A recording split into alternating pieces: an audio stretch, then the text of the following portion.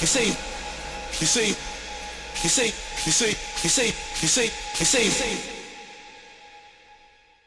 in Thailand, boy. Boy, looking nice. You're looking nice. Ah, that's better. Yeah, now I can see you guys. There we go. How are we? Yeah, man, we're Good, man. Man, wicked to see you. Yeah, it's a little bit different to a cotton house, isn't it, Frosty? Yeah, 100%, mate. You know what I mean? It's looking like I'm very envious. So is that where you living now? You live out there now, yeah? Yeah, moved here last year. The last time I was in Thailand, you know, when I was on the Bangkok. This is my last time I was there, and I was outside the hotel now. I was there playing for Dave, and I'm there and I'm smoking my weed and all that. And then Dave decided to play a trick on me. So I'm there, like, and he got one of his mates to pretend like he was the police, right? So I'm there smoking the weed, you get what I'm saying? And this guy just comes up to me, hey, what you doing?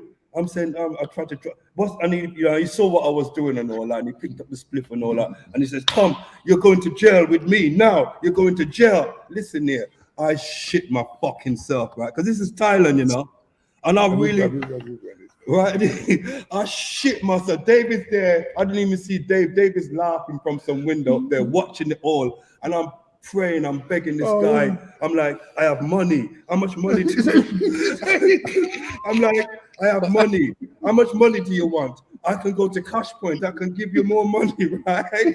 Please. Is that how do you? Listen here. I'm thinking, this is Thailand, you know. Yeah. I'm thinking this is like Midnight Express. Listen now. here. I saw my family, I saw my son, I saw everything for the last time in my head. I was listening, everything was just a big flash. I was like, oh no, I'm going to jail in Thailand. And the man was serious, you know. No, you come with me, and I'm taking, I was like, please.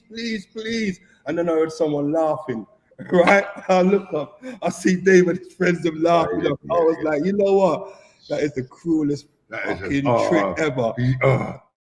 30 years of V, guys. Wow. I know, where did it all go, right? Just fucking went in a flash, it feels like. I mean, you know, when I really think hard, it does feel like it is 30 years, but sometimes it doesn't. It's just like, wow, that went quick. You get me? Because we just living our life, you get what I'm saying? And, you know, day to day, week to week, year to year, we're just continuing and always looking forward, not looking backward. Yeah. So I think that's the thing where you don't realize it, because you're just looking forward to the next year and, you know, continuing carrying on what we're doing, you get what I'm saying? And you reach that 30 years mark. I mean, I think it was about a year ago. So I completely forgot that we were going to be 30 this year. And someone mentioned it to me, like, yeah, you know, you're not going to be 30 years. And I was like, what? 30? Because it felt like we were just 25 just a few years ago. But because of the lockdown, you kind of lose 2 years with lockdown. You get what I'm saying? Without even realizing. That's lockdown. Because when I look, I'm thinking it was just the other day we were doing 25 years of E-parties. You get what I'm saying? And that's the scary part of it. That 5 years have gone. Just the other day. You know what I'm saying? I'm like, wow. That just seemed like the other day. That was just the other day. Yeah, because you had I looked up some stuff and Dillinger pops up, one of your parties, your 25-year party. Dillinger playing with you. It's just the other day, and it's like 5 years, and you're like, wow. But you know, you put COVID into that, probably it would seem longer. You get what I'm saying? But because of COVID, it seemed really soon. Yeah. But 30 years, man, and we're just really happy to still be going out there and like connecting with a young audience still, also our audience as well that's grown up with us. You get what I'm saying? We're going to parties now, and the ages of some of the people that know the history, know all about me and Frost, know all about the artists on the label, from the original artists to the new artists. They're fans right throughout. You got so that is just like makes me feel like, yeah, you know what I mean? We're really doing something good and special, and that people love as well. And you know, that makes us feel good. It makes us feel proud that we, you know what I mean? Definitely, because the way that people we go out places now, and like especially when you see people with the tattoos, do you know what I mean? Like all over the world, everywhere we go. I was in Shrewsbury. Do you know what I mean? Everyone's got the tattoos and stuff. I was in Shrewsbury Saturday night, 2 tattoos in the party, all the way up bloody Shrewsbury, and you know, two people are coming up to me and because they know that I like to see them now. You get me saying, look, Bryan, and I'm there on the decks and some geezer's got it on his kneecap. Right on his kneecap. And then another guy. That's a lot of pain. Yeah, and then another guy is got the ear. I got pictures of them both. You get me saying? I'm like, wow. And they're just coming up to me and saying, young kids, right? Younger than probably like half the age of my son. You get what I'm saying? So it's not even like that next generation down. It's the generation after that, right? And they're saying V is my favorite label. And I'm like, look at young kids, and you know what I mean? So that's got to be something to be proud of, because, you know, there's so many great music, great artists, great labels out there, young as well, young crews coming through and all that. To see like younger people, like the younger generation, just embracing the label and the music and the love that they show us. It's just like, it's crazy. That's what keeps us going. Yeah, that's what keeps us going, That's what drives us. You know what I mean? We're getting messages from all over, like America and Canada. Was it 30 years of V party here? Like everyone wants it. I mean, do you know what I mean? I was in the office with Gareth the other day, and I saw some like Metalheads merchandise, and it had like 25 years of Metalheads, and I was like, Gareth, that was a long time ago, but they're still kind of promoting 20, because I think there was some like pressing or stuff was late. And basically what I'm trying to say is, I think we might have to stretch out 30 years of V as well, because we just haven't got enough time this year. You know what? To reach. I think we might have to do that. Yeah, because afterwards I was thinking, when the year's finished, there's no way we can carry on doing 30 years of V. But if Metalheads are doing 25 years of Metalheads, right? We're going to stretch it out. 5 years later, right? I think we could stretch it out. The thing about it is that we're not going to get to everyone this year. No, it's impossible. We're not going to make it to everyone this year. You know what I mean? America wants us. You guys might want us. You know what I mean? And if I'd love you out here. To get you out would be amazing. In Thailand, but that's going to have to be probably next year. So we're going to probably definitely extend it, because we could still DJ and do our thing, but because people really want to and we want to program it right. And we want to, people want to have this 30 years of V party and celebrate with us, because it is something monumental. You get what I'm saying, and special. So we're coming to wherever you are. We need to make that happen then. V30 Australia, Australasia tour, Asia. I won't put you in a tent, Bryan. Don't worry. We won't put you in a tent. No, in a tent, right? Yeah. Well, that's by that time. He'll probably need a naturist beach or something. Just give him a big tree so we can hug it. I'm right with you. This is why I'm embracing it. I'm loving it. Well, Asia is the perfect place for you, mate. That's real nature there, mate. Man. I seen some pictures of Shabba out there one time, and he was just like in some sea with some big fish. He caught some big fish. Mo, sorry. I'm talking to somebody. I'll call you back in a bit. Yeah. All right. Cheers. It's Moses. Look, Moses. Need for mirrors. Need for mirrors, Moses. Yeah. It's been a long time. He used to book me when I used to go to New Zealand, and he used to be based in Christchurch. So he was the promoter in Christchurch. And that's that's when I was living in Perth. That's when I was running ATM Oceanic in Perth. So he used to come over to us a few times. Jeff used to be in Adam. Was it Jeff used to be in Auckland? Yes, Jeff Pressure. Yeah, Pressure was Auckland, and that's where Christchurch is where I met Tally and Moses, and then me and Moses got talking, and he said that's how he ended up here in the UK, because I was playing for him, and I said, yeah, come over to the UK, man, and anytime you want a job or whatever, come and work for V. And next month he was on the plane sitting outside my office. I remember telling him. Reflect on the scene over the last 30 years and the scene's journey, the scene's demands. How has that shaped what you've done and what you've done under the banner of V?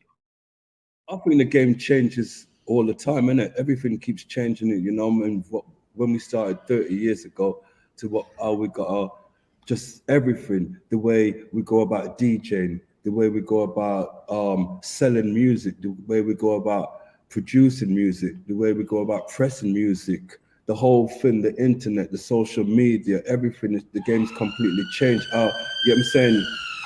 Our artists is even look to work with people now, how easier it is to contact people. Yeah, everything's completely changed.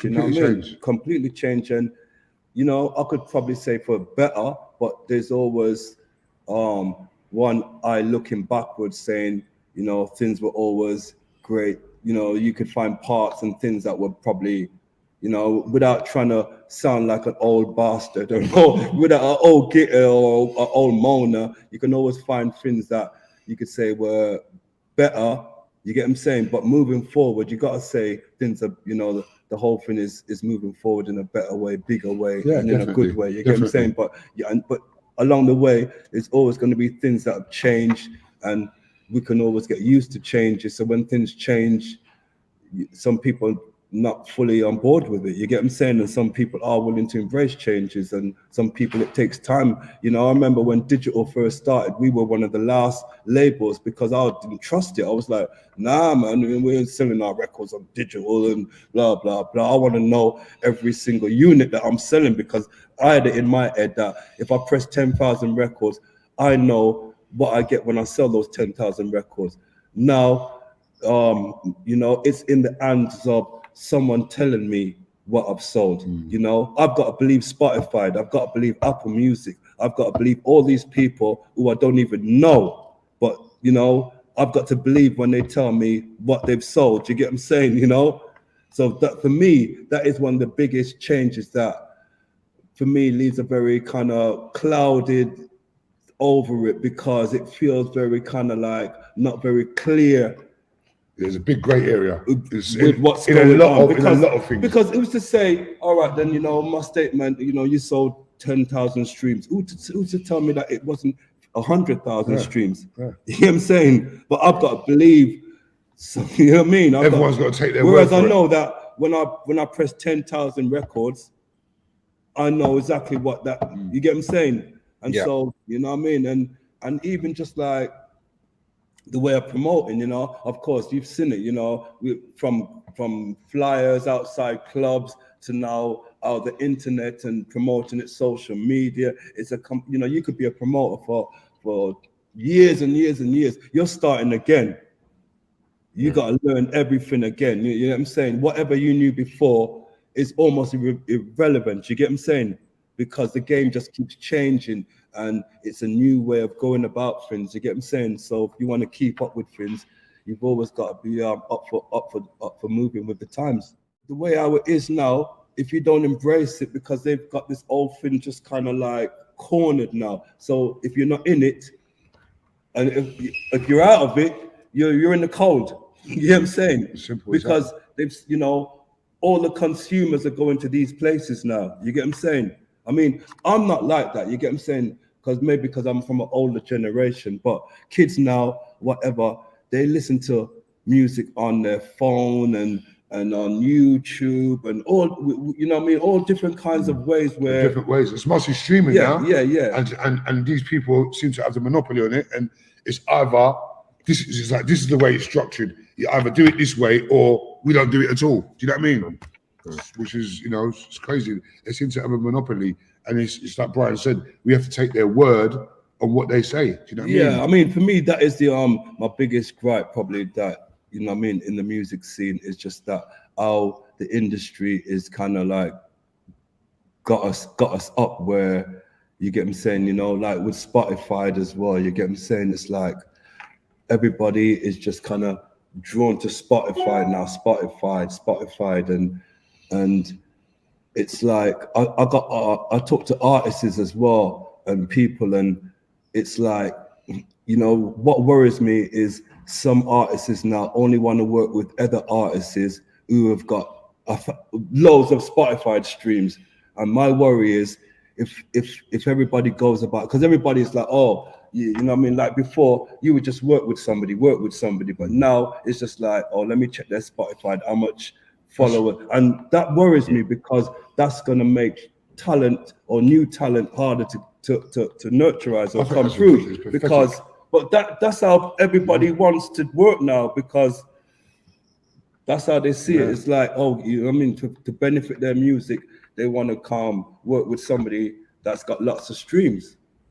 And for me, that's just one of the worrying things that, you know what I mean, I see in the changes or whatever going forward. But there's so much positive things as well. You get what I'm saying? You know, the scene is completely opened up. It's massive now. I mean, I was on a train going to Shrewsbury the other day, and I just saw just these two young girls, and I just heard Chasing Status, some just come up out the conversation. I was like, so my ears pricked up, you get what I'm saying? And it's like, and then I was like, oh, you know, Chasing Status. He goes, no, but something about they saw them at Glastonbury. And I was like, just straight away we got to, I was at Glastonbury and blah. And but they like drum and bass, but they didn't know really anything really about the underground or whatever, but they knew, you know what I mean? But they knew a bit about drum and bass, and this is good because this is how far it's reaching out now, where they could, you know what I mean? Just people on the train and all that could have the same likes as myself now, you get what I'm saying, you know? And that's how far the music has gone out now, where just normal people now, you know what I mean, are hearing our music and knowing about our music. There seems to be a real shift at the moment. You kind of touched on it. There's a very song-driven drum and bass push at the moment, isn't there? Like, I mean, somebody said to me the other day, I forgot what they were comparing it with, but there was someone saying something like a year or two ago, drum and bass was kind of like maybe 30%, 40% the popular genre, but now it's like 60, 70 compared to other music now. That's how much it's grown now, you get what I'm saying? And that is astonishing. That is really great. And, you know, it's coming in all kinds of forms now. And, you know, I go to drum and bass awards, or no, I don't go to drum and bass, but I watch the drum and bass people awards. I've never heard of. And I'm hearing, you know, people like me and Frost, we've been like from day dot, we were responsible part of how this whole thing developed and all that. And this thing is so big now, you know, I'm seeing like the top 10 acts I don't even know. You know what I'm saying? The top 10 singles I've never even heard. And I class myself as being out there on it. Maybe not as I used to, you know what I'm saying? But out there and stuff. But it's not just like, that's just how big it is. Yeah, it's massive. It's just like. So yeah, you know, I'm learning every day about drum and bass and jungle. Still learning, you know what I'm saying? Still learning things and like, right, wow. And new artists, new things. When I sometimes listen to some of these producers talking, when they're talking amongst themselves, it just fascinates me, like the level of depth of the way that they've developed as producers and the technology and stuff like that. It's just really deep, man. Do you know what I mean? Even the art of DJing now and all that, you get what I'm saying, you know, it's completely different now. I did a set for D&B All Stars about a month ago on something called 360. And you know, after my set, all the kids were just talking about like, wow, how come you don't use record box? And I'm like, I don't use record box. I don't use it either. But everybody was so shocked that I DJ'd, and I'm still DJing like a dinosaur, basically. I'm still beat matching and all that. And everybody was just like, rah, and talking to their friends like, he's not using record box. He's not, and it was just such, I didn't realize it was such a big talking topic, but for the kids to see that someone, because they've grown up with seeing that wave thing, and all that. So to see, I don't use it either. They're like, wow, what's he got? You know what I mean? So that's how things are just like crazy changed. You know what I mean? Whenever I go on and someone comes and after me, I see them do something like that. I see that little wave thing come on, and off they go. Yeah. So you keep it traditional, pretty much from your. I'm ready to embrace it. I'm ready to embrace it. Ronnie's always calling me at Ronnie's size. It's like, Bryan, you gotta use record box. You gotta use record box so you can mix in those long ass intros quicker. You get what I'm saying? Because you know what I mean. It gives you the opportunity to just get to the beat, get to where you want to go. And I'm just still kind of like just mixing it in from and. So probably like Ronnie's always having a go at me, you know what I mean? I'm gonna show you how to do it. I'm gonna show you, and you know, because I got the program in my house. I will embrace and I looked at it. I was like, and someone's like, you got to put all your tunes. That's the long thing about it. It is. That's the long thing about it. You got to start editing all your tunes. It's gonna take you a couple of days or so like that. But you know what? I'm gonna do it because it's gonna be worth it. You get what I'm saying? I haven't transitioned really to record box. I've got vague comfort with it, but not really. I'm a Serato user myself, and I've been for years, and that's. We only just stopped using CDs. Yeah, exactly. Do you play any vinyl or dub sets now? Nah, mate. The last time I played vinyl was at some Pandemonium reunion party.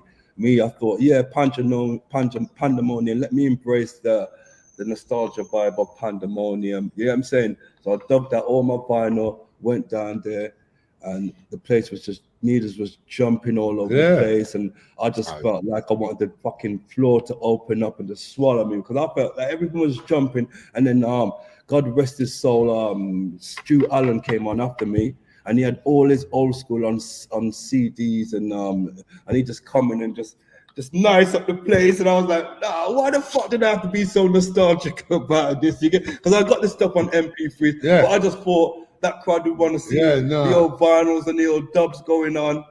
Never again, mate. Because the thing about it as well, the way the decks are set, you have to keep readjusting the decks. Yeah. And the decks, people used to work back in the day. Yeah, people don't seem to have. Yeah, it's like people ain't like resetting their decks, and when they're putting the decks out, it's digging out decks years ago. I don't think the attention to detail on turntables. Do you know what I mean? Yeah. Or what they used to be. No, they're not. Now. There's more focus on the CDJs or whatever. Yeah. And so you need extra long fucking arms so that you can reach them because they're so far at one end and the other. Yeah, that as well. Yeah. One's there because all the CDJs are in between. Anyway, I had a nightmare, and that kind of made me think, you know what? Maybe if I was to go to a radio station or whatever where it's more secure, but to go to a club or whatever, I can't see that happening. Because people are like, yeah, I want you to do a dub plate set. And I did one at Fabric as well. That's another thing. I did a dub plate set at Fabric, and everybody just played dubs on CDs or USB. And there's me cutting all these dubs at Music House and stuff like that. You know what I mean? I'm like, fuck this shit, man. You know what I mean? Everybody just turned up in their USB stick, and I was like, I must have spent at least 300-400 fucking. Oh, that's not playing the game, is it? You were playing the game there.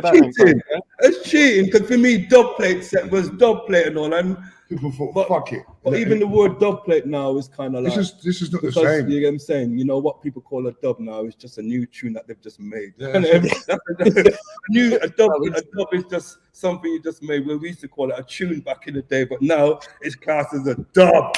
Oh, I got lots of dubs now. Yeah. I got to go out and rinse my new dubs. Yeah, 10 tunes now. Your new tunes. They're not dubs, right? Yeah. We take it I guess you guys are in some sort of luxury position, being the head honchos, you know, being behind V, that you don't have to necessarily adapt to every fucking last little. No, well, you know what? We've always did what we want. It's important for us to maintain our identity and how we want to do things. That's very important to us. In regard to that, you know, things change all the time, and you know they got this, but it's very important for us to stick to how we are, and that's what makes us unique, and for us to be ourselves and not be influenced too much by everything. Yeah, and that's why, you know, we always kind of like just analyze, and we're not quick to just. I mean, you know, you listen to the V sound. It's basically, you get what I'm saying. All right, then the tunes are more modern, but the sound continually is just basically the same from day one. You get what I'm saying? This is one of the things I was going to say. Like, I mean, you just know what vibe. You've somehow managed to. Like, I can't really think. If I'm being really honest here, and this isn't just blowing smoke up your asses, but I can't really think of one label out there where if you took away every other fucking label in existence, it would still define the entirety of jungle drum and bass. I think you've got the spectrum in there, but your sound still somehow. I think a lot of that has got to do with well, you know, Frost has been producing again more, but basically, you know what I mean, we're DJs. That's what we've always been, DJs. And when we started V Recordings, you know, we were DJs, and most labels have started with producers, and it's in their image. The label kind of takes off in their image. So if they're a producer and they make jump pop, you know, the majority of the music probably on their label, 8% probably be jump pop or whatever. You get what I'm saying? If they make techie or whatever, but you know what I mean? You know, so the labels are a kind of mirror of themselves. Whereas me and Frost, like we DJ, and you know what I mean, we got a rich history background of different influences of music. You get what I'm saying? And that's basically, you know, when we're listening to music and all that, we need to hear some of that, or those influences in our music. You get what I'm saying? In the music that we're releasing, putting out, or that we play. You get what I'm saying? And so that's what it's about. You get what I'm saying? It's like we're just not into one thing. Yeah, it's a, you know, as much as we wanna embrace other things and new ideas and we have to maintain our individuality and our sound and our vibe. You know what I mean? It's really important, and that is what's meant. That's what's kept us here for all these years and kept the label just, you know what I mean, consistent. You know what I mean, with its sound. You know, but you also bizarrely managed to have this. You know, when people think of V, they think of Brazil as well. They think of Bristol. You know, you've managed to have this sort of reach that actually people can literally. I don't know another label that does that, where you can go, oh, that has that there and there and there. Like maybe one, you might be able to say, okay, that's a very Eastern European Neuro-y sound or something like that. Yeah. You've got these different. But you know what? It's still gonna have the funk. It's still gonna have the funk in it, though. It might be like whatever.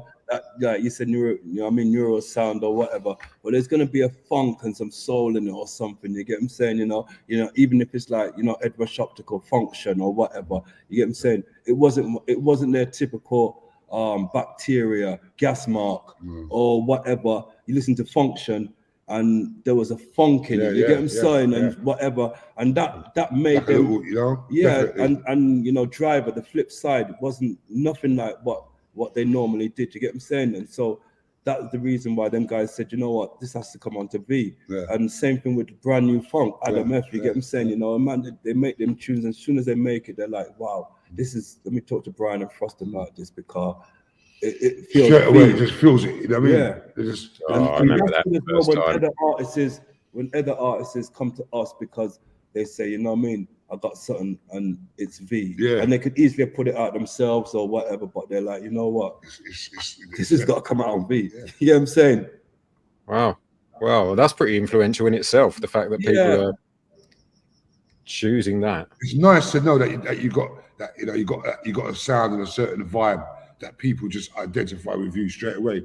Like, you know, producers, like Bryan said, they could be making a tune and then all of a sudden they just think, well, this is a V. Like they just feel it. There's no, they might not have went in there intentionally to do it, but you know, I think the best things are all born out of that. But I think back in the day, you know, the labels all had that distinctive sound. You know, a producer would come up, make a tune, and he'd be like, this has got to go on. This is good looking. This is, you know what I mean? They add that good looking sound. Or, you know, someone make another tune and Liquidy and Fabio, you go and create. So, you know what I mean? We had that, you know, very distinctive sound.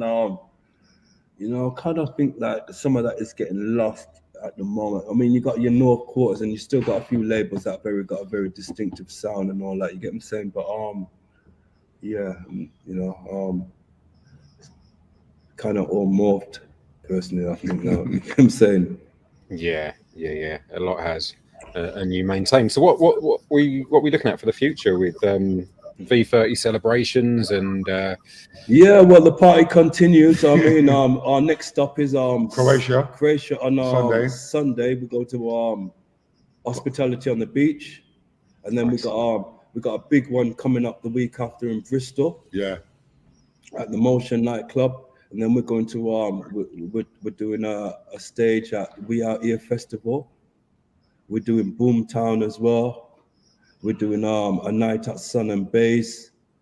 We've got Birmingham still on the agenda, and then me and Frost going to be doing like a 30 years of reset in Manchester for Warehouse Project. And there's a few other. We've got New York lined up. Yeah. And we're trying to get Toronto over the line. Some other Toronto. So there's more in my head that I just can't remember. But yeah. So the party's going. I'm doing an album at the moment. I'm working on this compilation, just like for 25 years of V. I always put myself under pressure. When I was doing 25 years of V, I was like, man, I want this to be bigger than Planet V, which was never going to happen. You get what I'm saying? But that's how I got to think in my head. Yeah. When I was doing Planet V, I wanted it to be bigger than V Classics. You get what I'm saying? Yeah. You always that's the benchmark for me. Planet V Classics, the benchmark. And when I did Future, that was the best. I was like, you know what, that's what I want to try to achieve. That noise, that vibe, that when we put out those albums, how it hit the scene and how everybody in the scene kind of like was influenced by those albums. You get what I'm saying? And you got people even now saying those albums changed my life, and just like, you know what I mean? Oh, this is for, you know what I mean? So I was trying to create that with Future, and it was a really successful album. We put it out banging COVID times as well. So as soon as we put it out, COVID started a couple of weeks after, but it really did well. It went to like #1 in the not the drum and bass charts, the proper, you know, Beatport chart and Juno chart. So that was really good. It sold really well. We got a lot of #1s on it. So the pressure's on for me to kind of even get near that or even better it for this one. So we're halfway there. Got some big tunes on there that we are excited about, and we're gonna try and drop that about sort of September time when we do the Fabric party, because we're gonna end off the year at Fabric, because that's probably where we had our best. Fabric was where we done the first ever party in Fabric. We opened the club. I was there. You guys had me there. You gave, I had the camera. You gave me the access.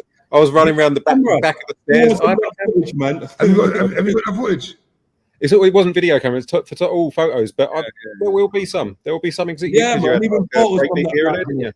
That was a nostalgic night. That was I don't even think I got any pictures from that night. Nothing. And it's just a shame because, you know, a night like that, and we got no images, no pictures, and nothing like that. And it was an iconic night because I remember going to Fabric the night before, and they were still painting the building, still painting, putting on the toilet doors and things like was that. Was it the first party there? Yeah, we were first ever party. I was scared. I was like, you know, I actually thought we were a guinea pig. They were just like, oh, let them have it, and if it's not ready in time, then it doesn't matter.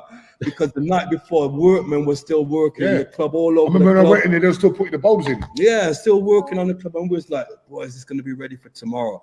But you know, once you turn down the lights, you don't see nothing. It, man. That queue outside, that was man. Ridiculous. That was ridiculous. The maddest queue ever I've ever seen outside the club, man. It's like about a couple around the building. Yeah. Yeah. So so that's where we're gonna finish up the year and have the launch party for the album and stuff. So yeah, amazing. Oh, how exciting! Part of me wishes I was back there for that. You're all right where you are. Don't worry. Yeah. We're gonna make it happen for you guys. Trust me. We'll come there and bring the love. Just want to say big love to all the artists that have made V what it is right now. You get what I'm saying? You know, from the beginning, from the Bristol boys, which kind of paved it and set it. You get what I'm saying? And for some people, it's still the V sound, and all the producers and artists that have been influenced by that sound and all that. You know what I mean? From them days there to now. You get what I'm saying? You know, you talk to Voltage and Serum and all these new producers, and you know, they're all influenced by that original V Bristol sound.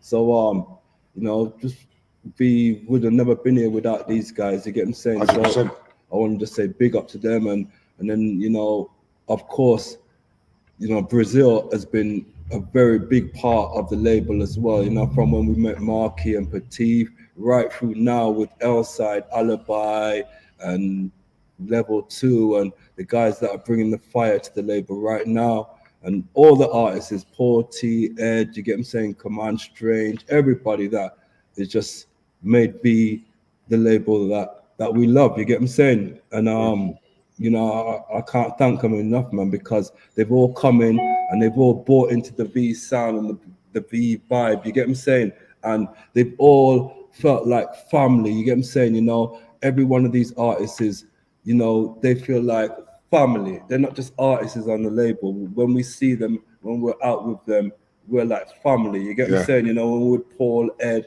Command Strange, L-Side, Alibi, everyone. Die, love them, that. AI, I mean, everybody. They're like, when I see Command Strange, I just want to, I mean, you can't be on V. And Slater, he's like my little brother. You get what I'm saying? Yeah. And you know, you can't be on V and not be in the family. No, it's family.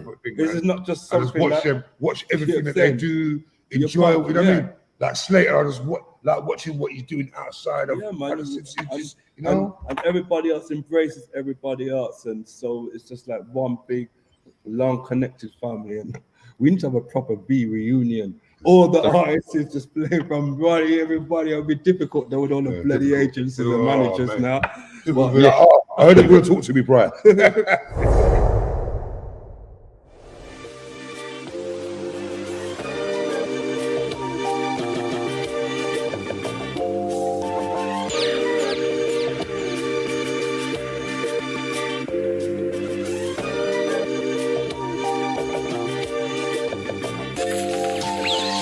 Sound killing Bryan G in the dance tonight. Are you ready? Bryan G, those will make you fly. Got you moving right. Sound killing Bryan G, got that to play fire. Are you ready? Bryan G, dubs will make you fly, make you lose your mind. Sound killing Bryan G in the dance tonight. Are you ready? Bryan G, dubs will make you fly, got you moving right. Sound killing Bryan G, got that to play fire.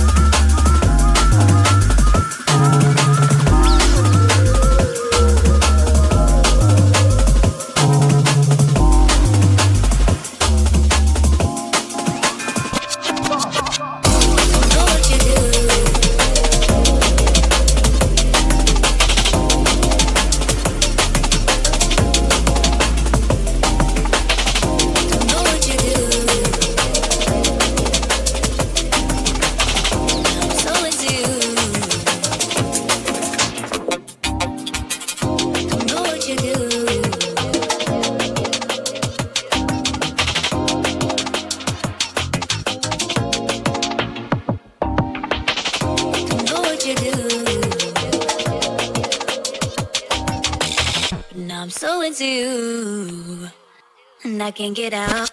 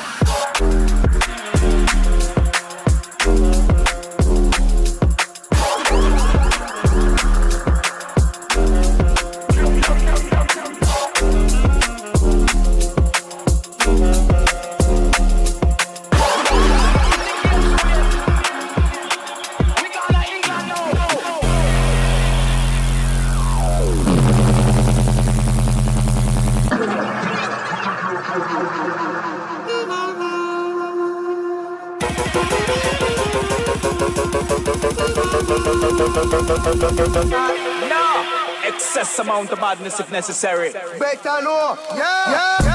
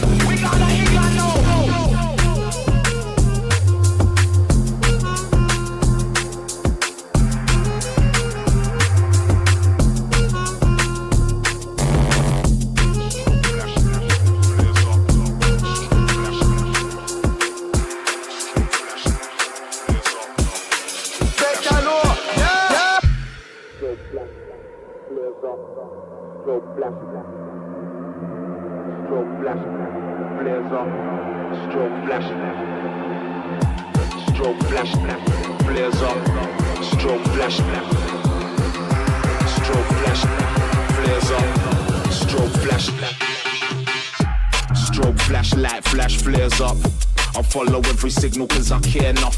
I ain't a guardian but I'll protect with bare love. Reverse lighthouse scenario, I'm there bruv. Morse code SOS, so life save trust. In the depths of darkness when it's dangerous. In the heat of hell when every flame busts. In Antarctica ice I make my way just. Shine your light. If you're out there on your own, shine your light. Need to find your way home, shine your light. We out here when you need to shine your light. Shine your light. If you out there on your own, shine your light. Need to find your way home, shine your light. We out here when you need to shine your light.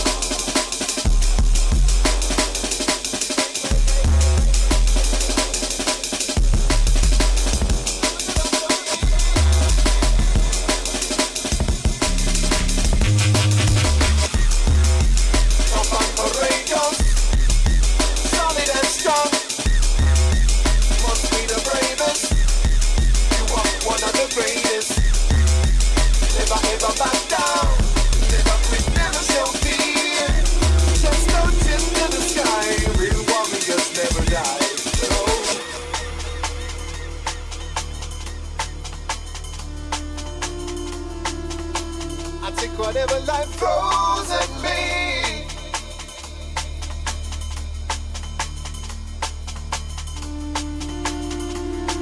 I don't believe in surrender.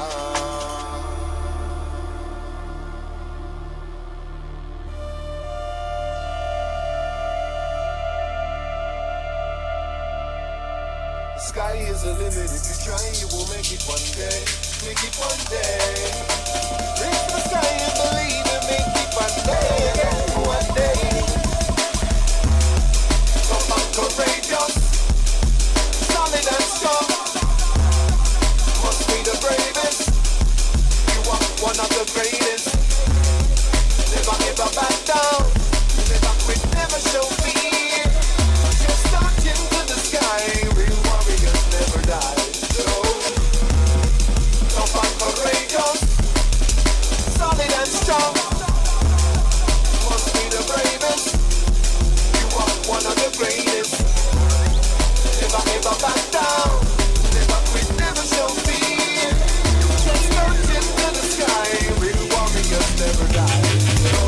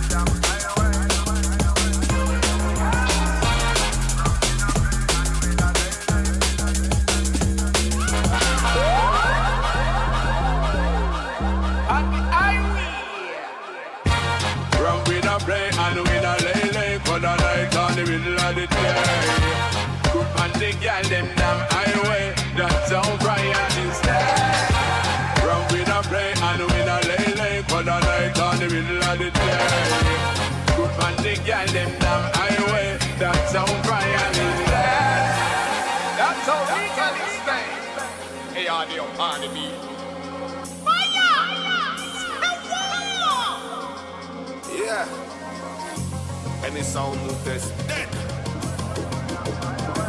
They be like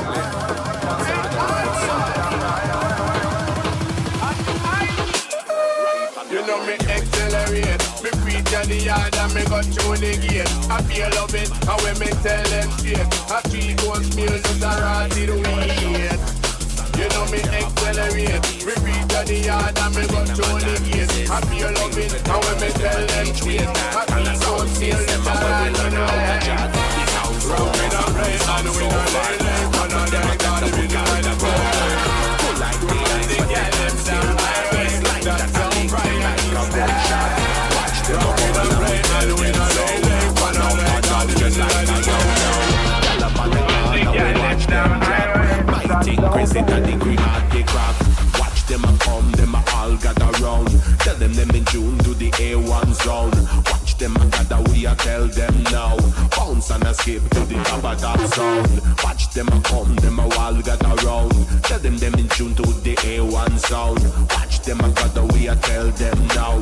Bounce and a skip to the top of that sound.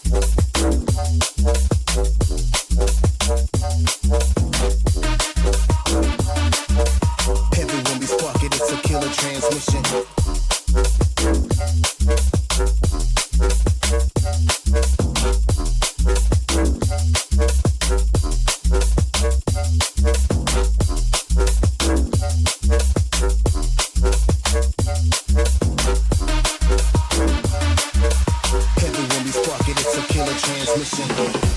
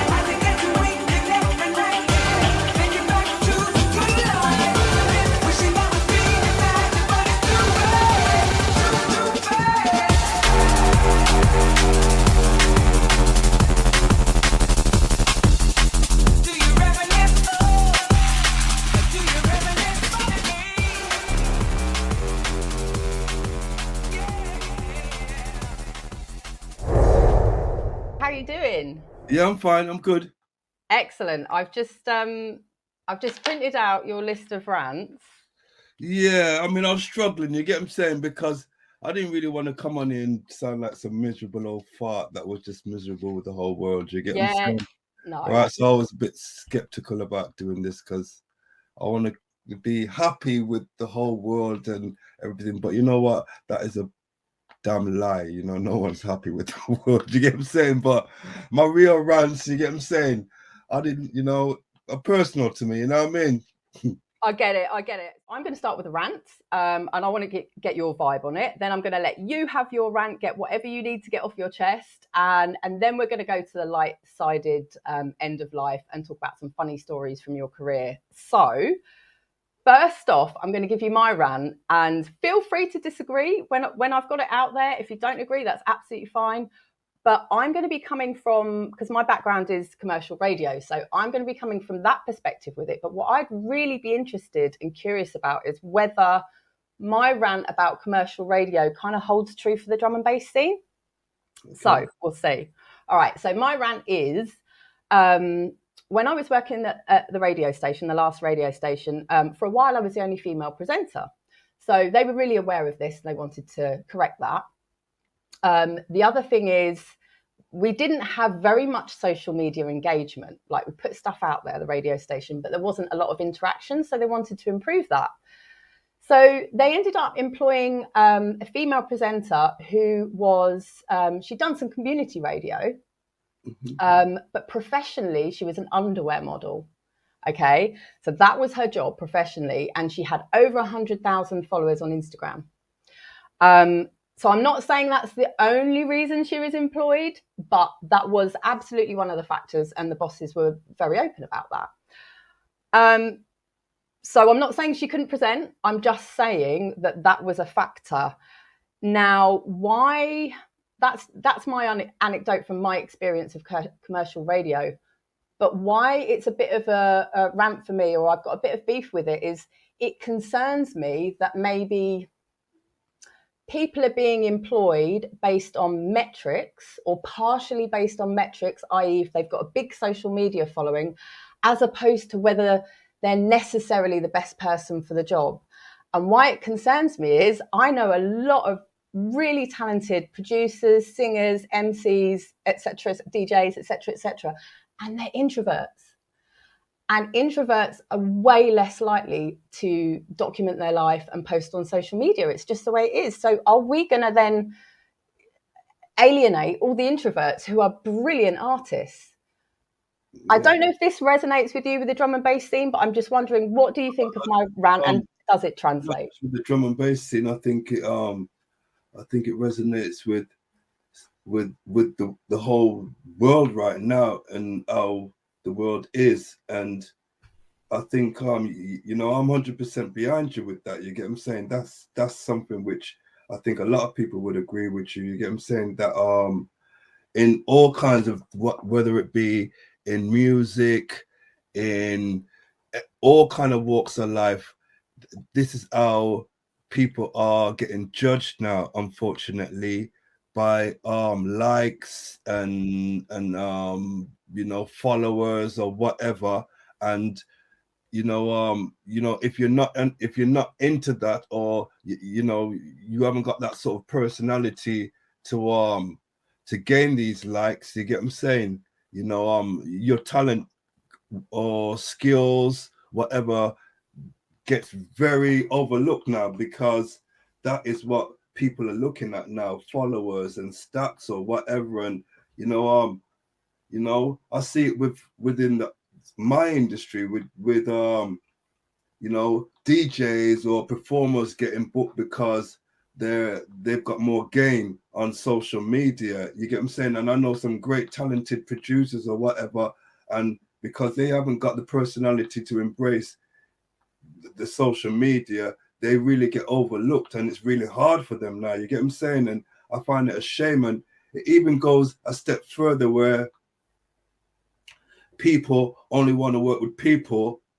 that have got a lot of likes or a lot of followers now. And so real talent is getting harder to come through, because people don't want to take a chance on somebody who hasn't got a lot of followers because it's an advantage for them to work with someone that's got 1 million followers. And so people are overlooking if that person with 1 million followers is really talented. No, because he's got loads of followers, so it's going to benefit me. So, you know, you can take that concept and bring it everywhere, not just in your job or whatever. But I just think that's the unfortunate world we're in right now, where social media is a big, you know, it's nearly everything now. You get what I'm saying? And as a DJ, you know, I hate it. Personally, I hate it, but I gotta embrace it for my work and stuff like that. You get what I'm saying?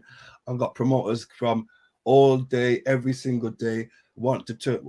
I feel like a notice board, because everybody's just post this, share this, post this, share this, and blah blah blah. So I'm in that bubble as well. And like, you know, like now it's just part of life. So yeah, I fully agree with you there. I mean, I could go on and on and on about this one here. You picked a real good one, because but you know, it's the world we're in. So it's not just you going through that. I think that's how everything is kind of looked at, unfortunately, now. And that's, you know, that's the unfortunate life that we've sold ourselves to by with social media. You know, of course it's got its gains and it's got its good things and its benefits that we love and stuff like that, but you know, there's a lot of you know, not negative, but for me, not really good things about it. You get what I'm saying? And people get, you know, and people, I just, you know, people are so easily manipulated or whatever, and it's like you know, I feel like not just the social media thing, but I just feel upset with the people as well for being so easily brainwashed and not being able to look beyond these things. You get what I'm saying? Because all right, and then you're saying the social media there, but we've all got a brain, and we you know what I mean? We're not stupid. And so if you want to do something, why have you got to let social media tell you? Can't you think and do it for yourself and judge for yourself? I would just want to say amen, amen. Yeah, you know, it's all the sheeps out there that is following this system that social media has put up there. That is the problem as well. You get what I'm saying? Because yeah, we do have a choice. We can break. We have a choice. You get what I'm saying? But no, we prefer to just like, oh, you know, go the easy route. You get what I'm saying? And oh, that's popular. That's big because everyone else says so, or because social media tells me so. You get what I'm saying?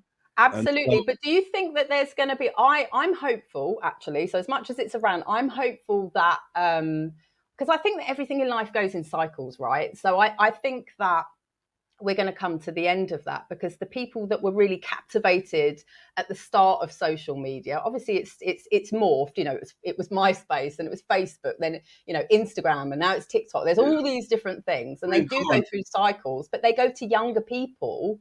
And when those younger people grow up, I think we care, like, you know, I use things differently now. So I think there's going to be I think, and I hope there's going to be a saturation point. What do you think you can do in your industry? Not just you personally, it's not all on your shoulders, but what do you think the drum and bass industry can do to kind of avoid that whole, let's call it a popularity contest, because call a spade a spade. What can the drum and bass industry do? It's going to be hard, because this is not something that it's life. It's how we live now. You get what I'm saying? So it's going to be difficult. You get what I'm saying? Because we've sold ourselves to this machine. So we've gone, you know, it's like another one of my rant was Spotify. You get what I'm saying? And like, you know what I mean? For all the good it brings, you know what I mean? It's like we've sold ourselves to this big machine, that this thing that I got no idea about. I mean, you know, I'm old school. I've started a label. I've been running, you know, we're 30 years. That's why I'm talking to you now, 30 years of V. And I've been in the music business even probably 10 years before that. So I was, you know, all about vinyl. And I remember the days where if I pressed 10,000 vinyl and sold 10,000 vinyl, I knew exactly what the sums were. Now we've sold ourselves to an industry where they can tell you what you've sold without you having a clue. You get what I'm saying? You know, because we're in this digital era now where it took me a long time as a label to adapt to it, because I was like, hold on a sec. So somebody that I don't even know called Apple or Spotify or iTunes or whatever is going to tell me that I've done 10,000 downloads when I could have done 50,000 downloads, and I've got to believe them. Yeah. And yeah.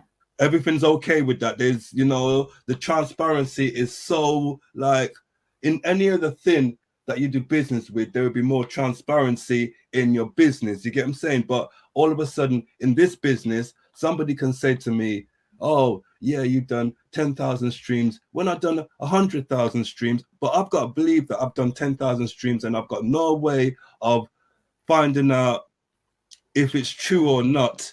And so I'm like, how did we manage to sell ourselves to this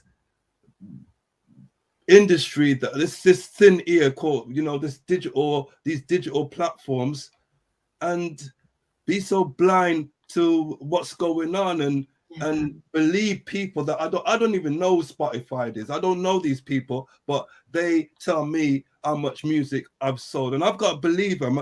You know, I would like to believe that it is true, but you know what this business is like. You don't know. Everybody are all crooks out there. You get what I'm saying? So why am I going to believe, you know? Yeah. But this, we've sold, it's too late. We've gone down this road already. And you know, every year you got every artist saying, oh, I've done 10,000 streams, or Spotify give them this little thing to tell them how many streams they've done over the year or whatever. And everyone's like happy about this. And I'm like, wow, you get what I'm saying? You know, I mean, it's created a system where if you, as an artist, you make an album, you can only promote one track on this. So it's like the creativity of the artist is almost, it's hard to kind of visualize and hear it because of this, the way this whole thing is set up. You get what I'm saying? And but we've sold ourselves to it, and we've only got ourselves to blame because we let it happen. I don't know that you had a choice though, did you? Really? Well, you know, I mean, you had people like the Beatles and all that old, and I remember they look how long they held that. There was some people, I mean, we held that, but the majority, I held that for a long time. I was like, nah, I'm not doing this digital. But then if I find myself, if you're not in it, you get what I'm saying, then you're nowhere. You get what I'm saying? Because everything was on these platforms now. And so like, all right, then I could still, like, we still try to do things direct on our sites, but it's nowhere as beneficial as being on these platforms, because this is where all the mass audience are now. So you kind of like, you know, when the Beatles have got to say, okay, fuck it, we got to just jump on board. You get what I'm saying? You know you've been beaten. You get what I'm saying? So that was your rant. If you can't beat them, you got to join them. That was your rant turned into my rant. What's going on? Love it. That's what this is all about. It's about having a chat and kind of clearing the air and just seeing what people's vibe is on different subjects that are close to your heart or kind of irk you. And I think, you know, actually, jokes aside as well, it's really important to have these conversations, because if everyone's just thinking this stuff and keeping it in, nothing's ever going to change. The more we have these kind of conversations, other people hearing this are going to be like, oh my, Bryan, that's exactly what I think. And the more it's talked about, that's why you got like you got these little platforms now like Bandcamp and stuff, which kind of like, you know, are there to help the artists a bit more. So I gotta say big up to going out to those little things that are happening right now, because you get what I'm saying, you know, this thing is this monster, these monster digital platforms are really kind of suffocating the way we like to express music and push music. And you know, for me, it's like, you know, I grew up in an era where you bought an album, you get what I'm saying, and you bought it for a certain track, but you ended up liking another track or other tracks of the album, because that's the only way. When you bought the album, you had to buy a full album. And now, you know, my artists, they do an album, and which is good. I'm not saying it's bad that you got choices of, oh, I can just take this track off the album, buy this track, but then I just think you're not getting the creativity and what this artist is trying to give to you when he's trying to give you an album, and you're just going to buy 2 tracks of it. You're never going to get to like that 4th track or that 5th track that you didn't buy because you've only just bought the ones you liked of it. And so I just think, these just little things like that, you get what I'm saying, it's just like really got me. Yeah. You know what though, on that, Brian, I've started literally in the last year. Makes me sound like a dinosaur, but I don't care. I got out my old CD player, right? It's even got a cassette deck in it, and I've started listening to my CDs from start to finish. Yeah, they're all from like the CDs, 90s. just like vinyl CDs as well, because when you bought a CD, you bought the whole CD and then you buy it for a certain track, but then you listen to the whole CD and you're like, oh, you know what? I prefer this track now, whatever, but you don't have that choice anymore because, well, you can still buy it, but you can, yeah. Album sales have gone right down now because people can just buy the track they want off the album now, just so, you don't have to buy the old album. And that's kind of making the artists don't really want to even do albums anymore because they're just thinking, what's the point in doing an album? And so that's, for me, a beautiful thing that we don't want to lose artists making albums. You get what I'm saying? And just making tracks, because I just think that's really personal when an artist does an album and you can get a body of their work and they can be more expressive. Whereas if they're just doing singles, sometimes it's maybe they're just focusing in on clubs or whatever, you know what I mean, or a certain audience. But when they're doing an album, they can kind of widen their vibe a bit more and they can just kind of do different genres or whatever and explore their vibe a bit more. You get what I'm saying? Oh yeah, and I mean, as a listener, you feel like you get to know the artist more when you go on that journey and you listen to everything. So absolutely. But again, I like, even when I have a rant, I always like to find the positive or where things can go. And I truly believe that with album vinyl sales apparently being higher than they've been for over 20 years right now, I think we're going to have a resurgence. Oh, please. Yeah, we still do vinyl. We still do vinyl at our label, but it's very limited amount now because, I think things are going to go backwards. I think because with this drum and bass scene, we've got all the younger kids coming through, which is wicked. The fact that, I could have I could have a grandchild that's into the music. I could have a child that's into the music, and the generation above me. So I love the fact that we're all listening to it. But I think those of us that were maybe there at the beginning and we're raving then, our perspective is different, and maybe we have, well, of course we have different values because we grew up with it and we listen to it in different formats. So I think the younger generation are going to drive a certain direction and we go with that, and that's cool. But I think the older ravers are going to drive a different direction. That's what I think. Sorry. I mean, that's what I think. So hopefully. Hopefully that's what we're going to do. All right, so we've had a little bit of a rant. I had to look at your list here, and there were a few things that really kind of popped out to me. Oh God! I'm going to go with first. There's so many, but I'm going to go with this one.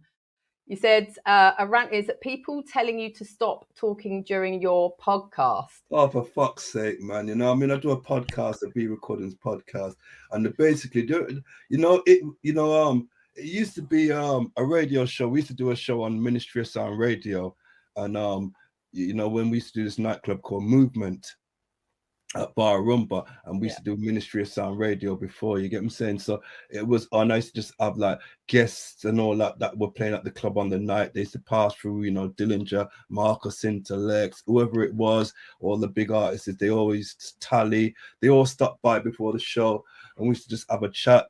DJ Mark, he used to play music and stuff, and so the show just carried on, and it carried on. And then I decided to turn it into a podcast. So the format has always been the same: chat, music, blah, blah, blah. But now people just like constantly just telling me to shut up. You get what I'm saying? And like, for me, the show is about promoting the music because, I remember, over the lately now, it's not so faceless. Drum and bass is getting that face again. But over the last, go back 10 years ago, drum and bass was very faceless.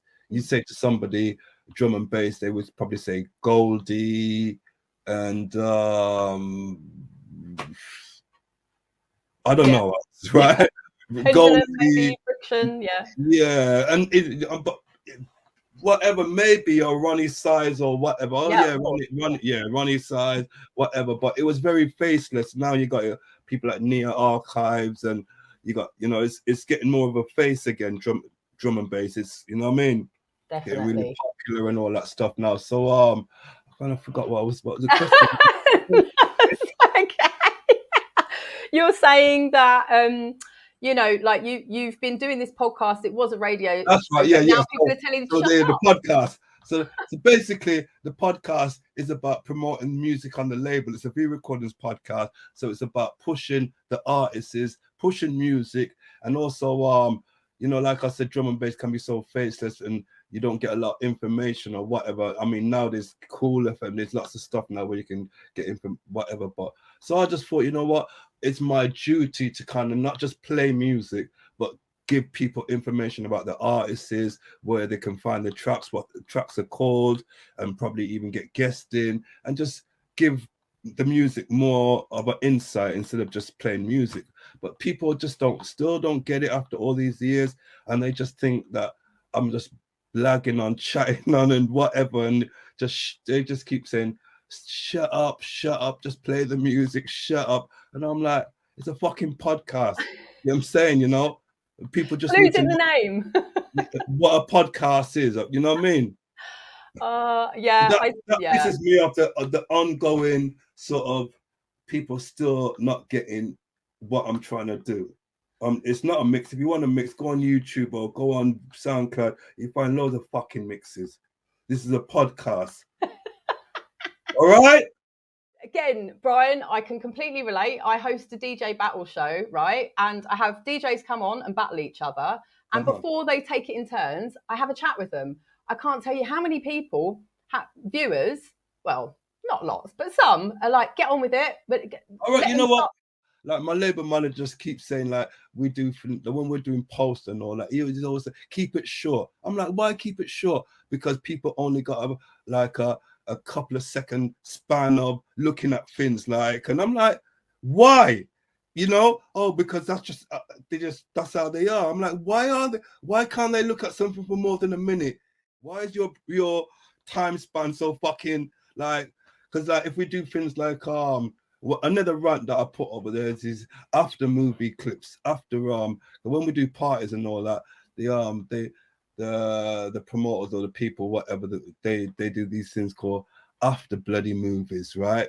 And it's like they end up recording the whole bloody event, but all you get back is 5 minutes of it, right?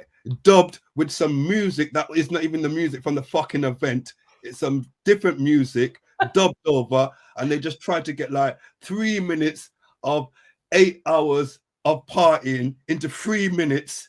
And that's what they're giving you with the music that's not even fucking played on the night. And I'm like, what is these after? Why can't they just give us the old sets or longer of the original sets? Oh, people don't have time to look on the internet, and people are on the fucking internet all day and all fucking night. That's all they fucking do. Look on the fucking internet. So how can they not have time more than 3 minutes to look at a fucking thing? Oh, people just want to move on, and I'm like, right. Well, first of all, I remember the days where we couldn't wait for the VHS to come out of something like World Dance, so we could watch the whole thing. 2 You're looking hours after yourself. Oh, that was me. I remember that. 2 hours. Now we got 3 minutes of some fucking after movie with some cheap music that is nothing to do with the party or whatever, and it's just like, it's all, I don't know, man. It's just like, and they just, you know, you don't even get no real juice out of watching these things because it's just all just like too superficial. And they're like, don't take us for idiots, man. We're not stupid. We don't want to see this shit. We want to see what really went down. Yes, give us some real footage. Yeah. Not this fucking after movie shit. Now I probably won't get booked for none of these raves anymore. No. But again, Bryan, like I've got to come back for that. I've got a solution because I like to be solution focused. And like I said, getting the rants out, getting the conversation going, you can come to solutions. So part-time, I'm doing a degree in media psychology. So literally what you've just talked about is one of the areas that I'm studying, and I'm really fascinated. And there are these statistics that you hear about, especially on social media, where, people have their retention is X, Y, Z. And, you know, there was that Netflix documentary about dopamine and social media and how it skewed our brain chemistry. But guess what? It's up to us. It's like we're lab rats or mice in a lab. Yeah. So we've been conditioned to get shorter and shorter attention spans. We can go the other way. It's not one way or the highway. You know what I mean? So actually, these people that are saying you have to do things shorter and shorter and shorter, what are we doing? We're conditioning people's brains to be able to retain less and less and less and be interested in less and less and less. So if we actually give long form content, guess what's going to happen? The other thing. So it's in our power. And if they don't want to watch it anymore, then they can switch off. At least they got the choice. That's it. That's it. Give us the choice, because you know what I mean. If I missed a party, I don't want to see a 3-minute after movie of an 8-hour party, because I'm not going to get no juice out of that. Juice, exactly. You want the juice. You want the moment. You want the moments. What we're going to do now, because I feel like we've got some stuff off our chest. I think we're aligned with everything actually, which is good. I would like to hit, as you said, like you've been running. Obviously, we're celebrating V30. Big ups for that. Huge achievement, and you've been going a lot longer than that. So I want you to cast your mind back over your whole career and give us one or two stories. So you just mentioned juice. I want those juicy stories, you know, maybe something really funny, something's gone wrong, dish in the dirt, anything that you want to share. Oh, man, no, you can't. I don't know. You're just throwing this on me now, man. So we've had the rant, now it's the bant. So the banter is whatever you can think of that it could be something that you've seen at a gig that's just made you giggle.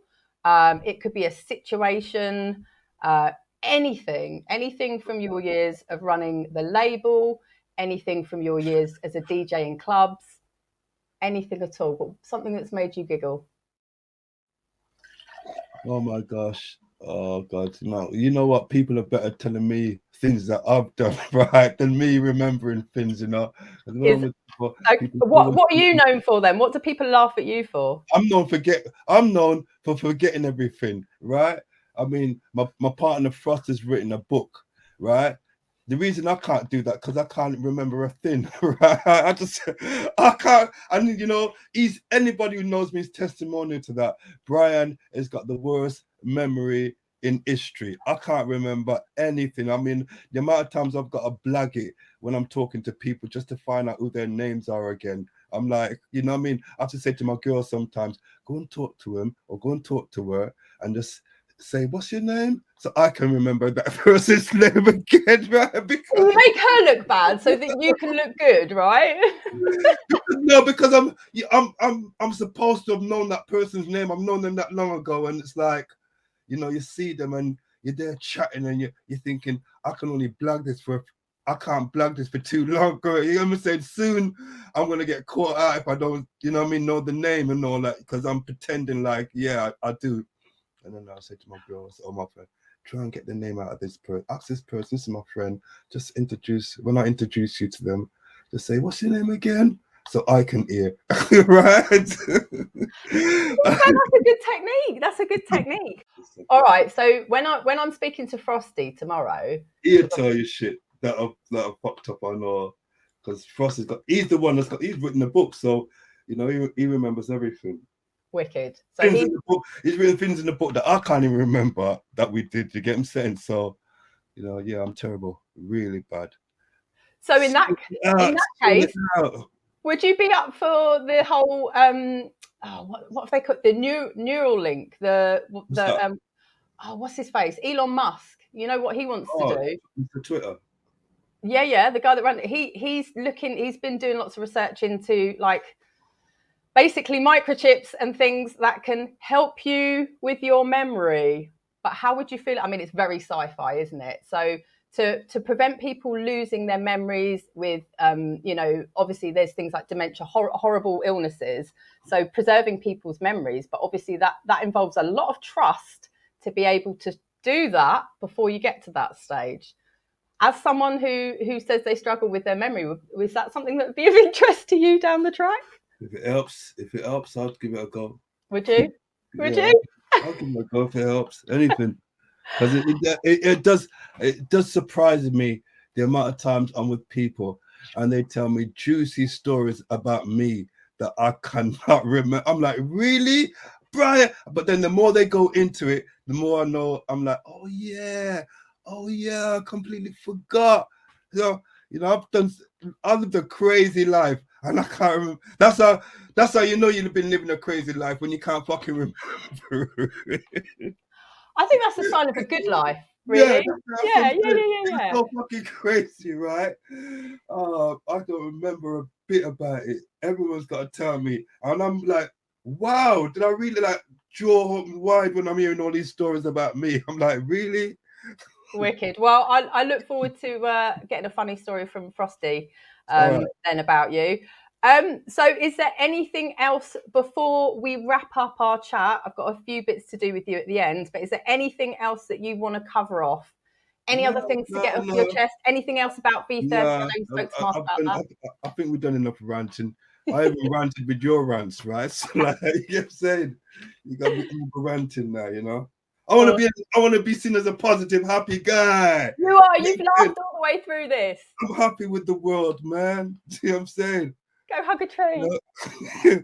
I'll leave that for Frosty. Yeah, he likes to connect with the earth and do all that stuff. He does. I always say before I go, I just want to say big shout to all the artists on the label, man, because you guys bring the fire and make V what it is, man. You know what I mean? Right through from Ronnie Size, Die, Crust, you know, DJ Markey, Patif, Dillinger, you know, the new cuts, you know, Alibi, L-Side, Slater, Command Strange, Artificial Intelligence, you know, list goes on, man. There's just so many. I could just be here all day, man.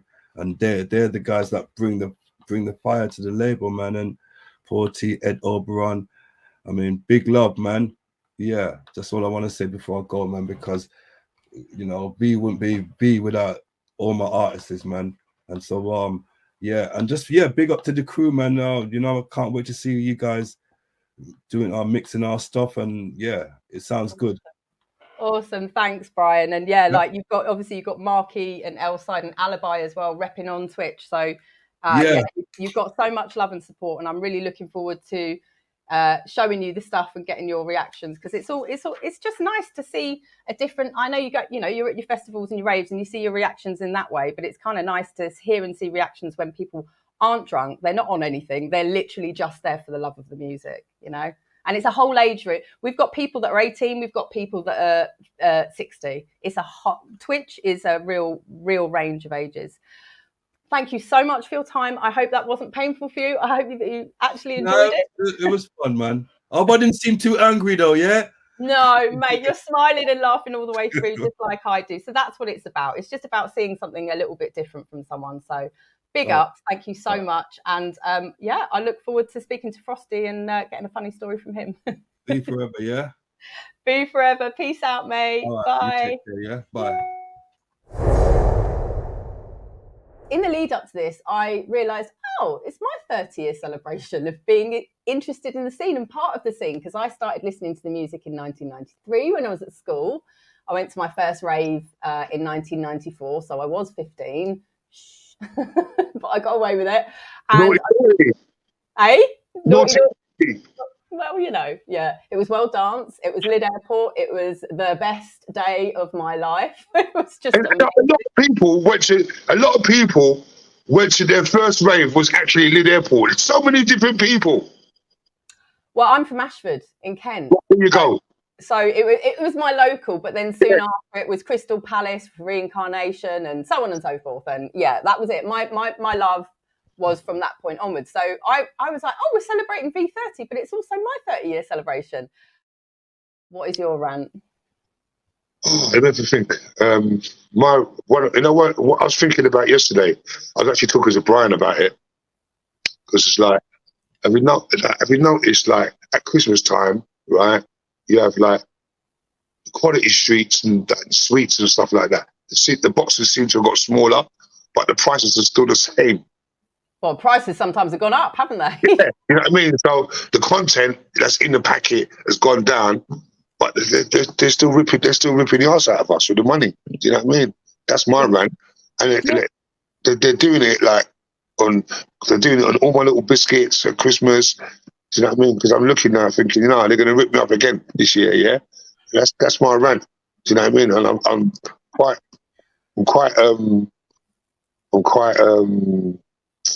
what can I say?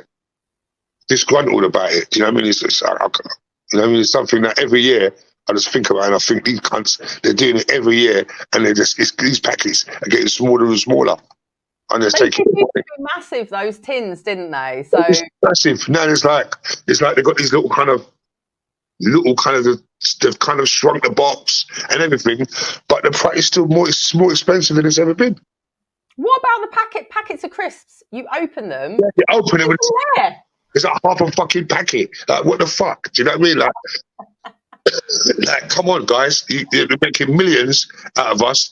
And the packet, when you open it, when you go like that, it seems all right. When you open the packet, there's like half a packet of crisps in there. Like, how's that fair? It's not fair, but what can we do about that?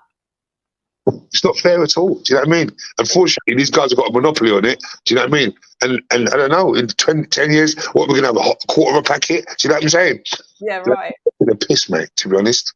What about some Frost crisps? You know, you could make like a big bag, decent size.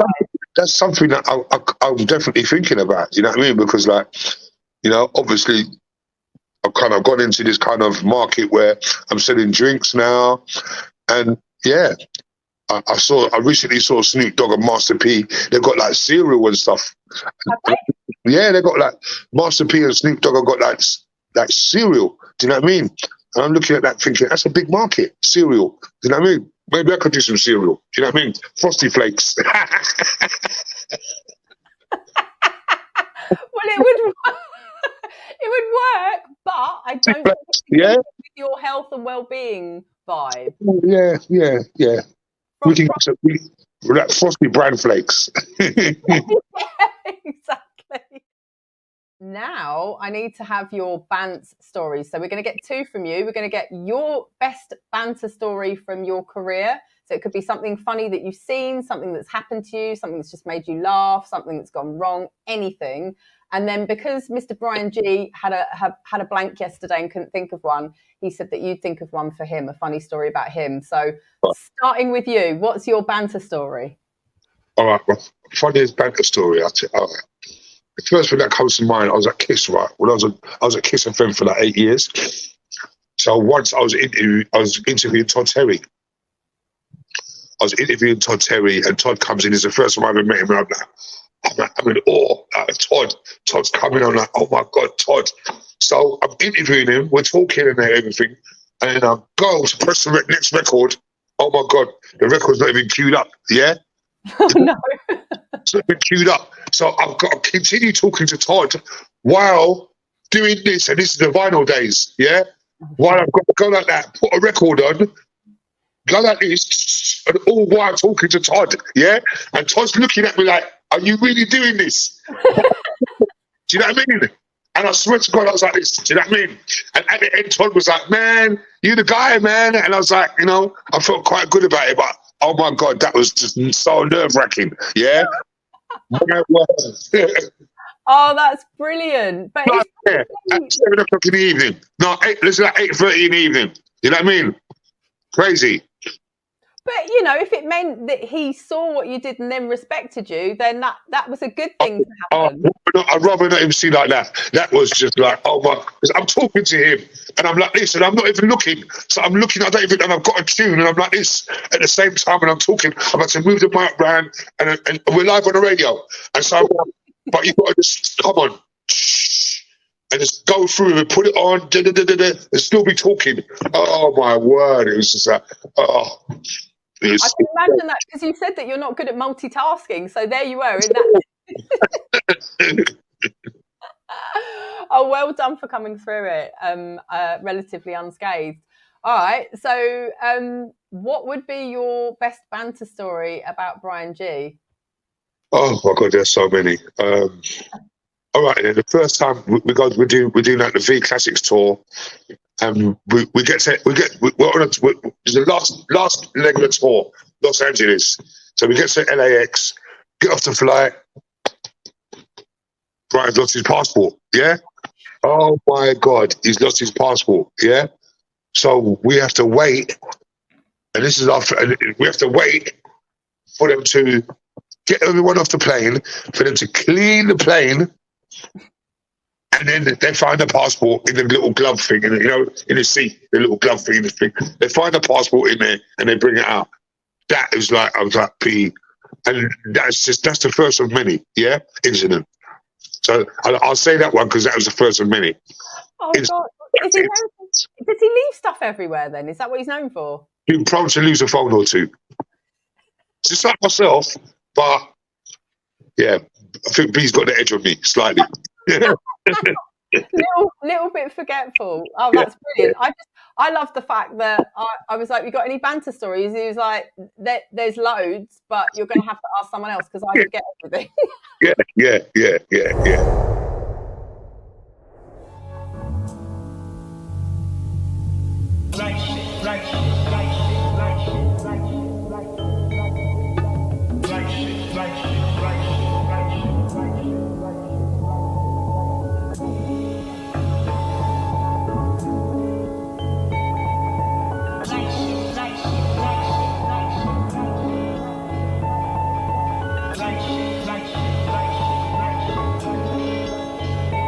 Baby, like your highness. Why you always buying that fly shit? Baby, like your highness. Why you always buying that fly shit?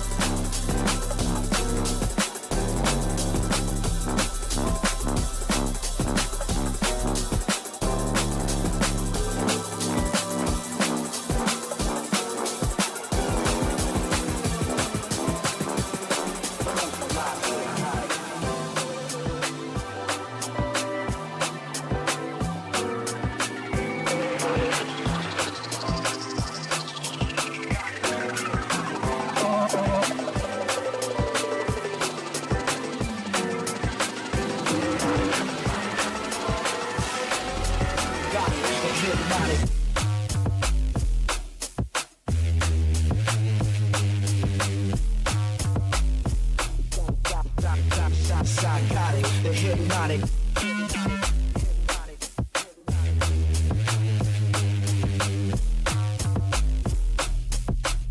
The hypnotic.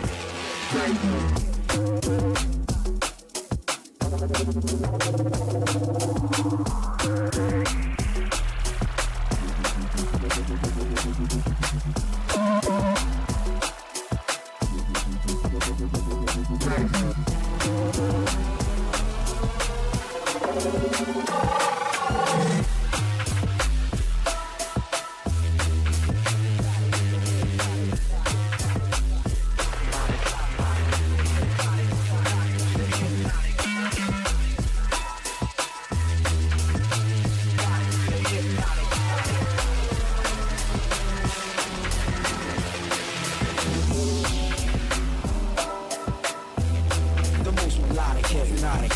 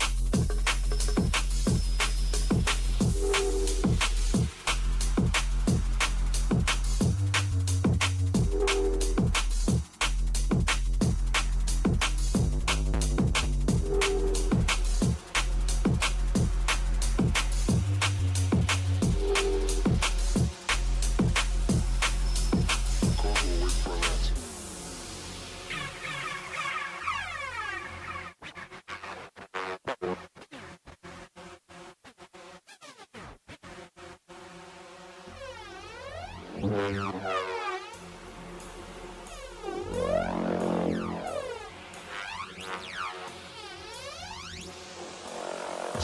men take matters into their own hands.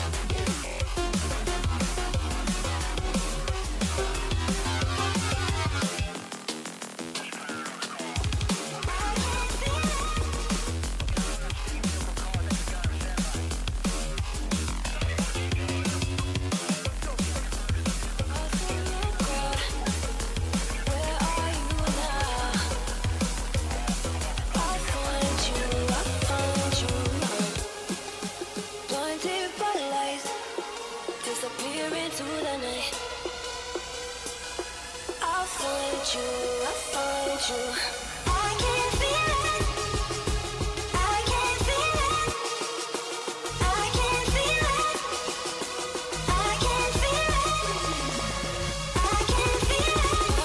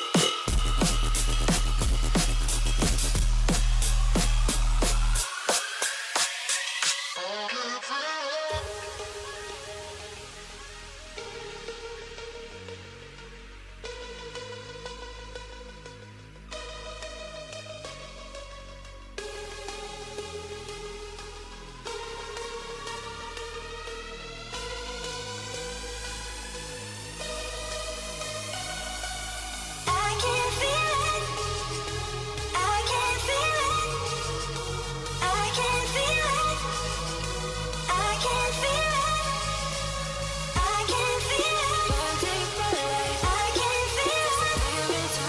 I can feel it. I'll find you, I'll find you.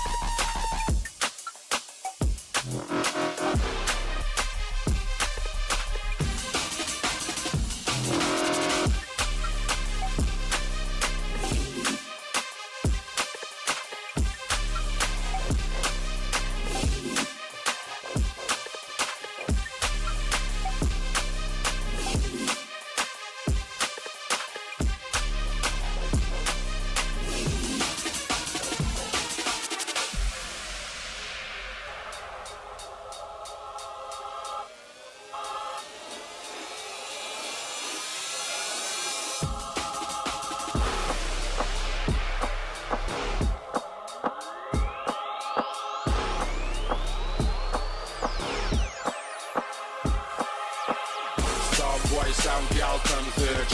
Mexican stand up, junglers emerge. Draw dubs, spit that verse. Last one standing breaks this earth. Noon to midnight, no concern. What a scourge, sound killers from birth. Low frequencies, 50 odd hertz, regular.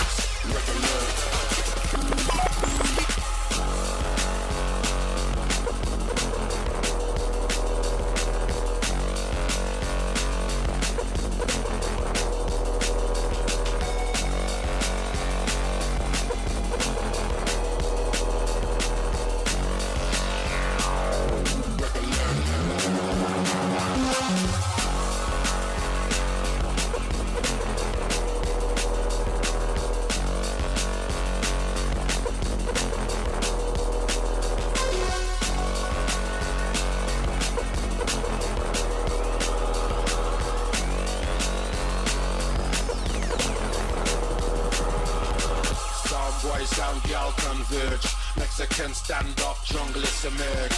Draw dubs, spit that verse. Last one standing breaks this curse. Noon to midnight, no concern. Auto scourge, sound killers from birth. Low frequencies, 50 odd hertz, regular.